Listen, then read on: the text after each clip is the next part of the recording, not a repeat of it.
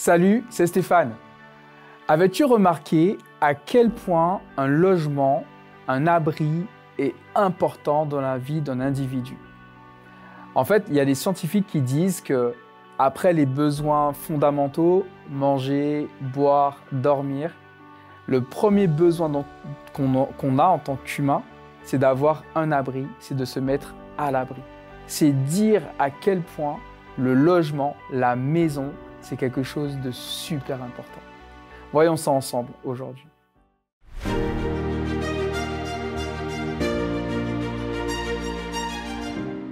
La pensée du jour se trouve dans Jean chapitre 14 au verset 2. Dans la maison de mon Père, il y a beaucoup de demeures. Si ce n'était pas vrai, je vous l'aurais dit.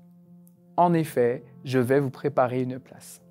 Quand on parle de maison, en général, beaucoup de mots viennent à l'esprit.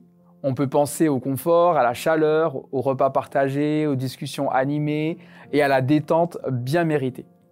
Une maison, c'est bien plus qu'un simple lieu physique. C'est le synonyme d'accueil, de réunion, de lien et de tout ce qui rend la vie plus belle.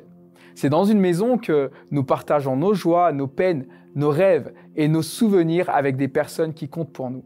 Des personnes que nous aimons et que nous souhaitons protéger. Cependant, pour d'autres, le mot maison peut aussi, hélas, évoquer des sentiments plus sombres. Cela peut signifier tristesse, désillusion, chagrin, cris, injustice, humiliation, solitude ou abandon. La maison peut être un lieu de bonheur ou de douleur, un refuge ou une prison, selon les expériences de vie de chacun. Mais quelle que soit la manière dont nous percevons une maison, il est indéniable qu'elle occupe une place essentielle dans nos vies. C'est peut-être pourquoi, instinctivement, l'un des premiers rêves que nous nourrissons est celui de posséder notre propre maison, un espace que nous pouvons façonner à notre image. Pour un jeune couple, par exemple, qui souhaite construire un foyer, son foyer, la maison représente bien plus qu'un simple bien matériel. C'est un projet porteur d'espoir, un lieu où ils pourront créer une vie ensemble et accueillir de nouveaux souvenirs.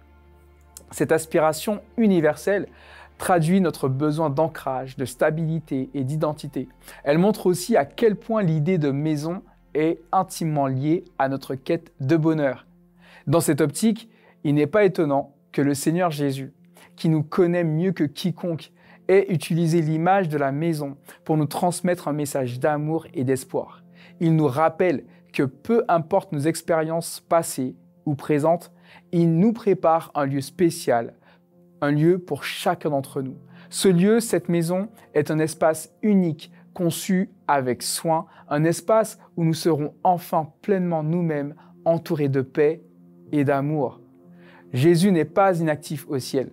Il est actif, pensant à toi, à moi, à chacun d'entre nous. Il prépare une maison, un refuge, un endroit parfait où nous serons à l'aise, épanouis et en harmonie. Ce n'est pas seulement une maison physique, mais un lieu spirituel, un espace de communion éternelle. Et lorsque cette maison sera prête, il reviendra nous chercher pour que nous puissions être avec lui. Quelle promesse magnifique, quelle espérance inestimable. Cette espérance peut être une source de force et de courage dans nos vies quotidiennes. En gardant à l'esprit que Jésus prépare une place pour nous, nous pouvons affronter chaque jour avec foi et détermination. Cela peut être une étincelle d'espoir que nous partageons avec ceux qui nous entourent, à la maison, au travail, à l'école ou ailleurs. Nous avons l'opportunité d'être à notre tour une maison accueillante pour les autres, un lieu d'encouragement et de soutien.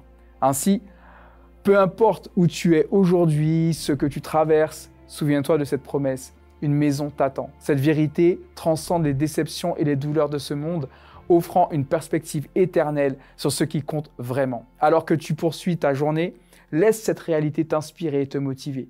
Que Dieu te bénisse abondamment et qu'il fasse de toi une bénédiction pour les autres. Puisses-tu toujours te rappeler que dans son amour infini, Jésus t'a préparé une maison.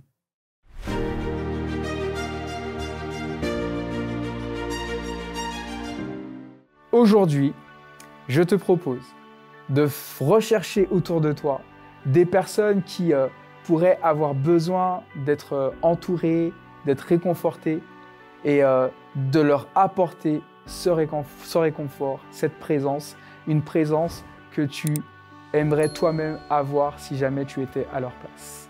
Que Dieu te bénisse abondamment.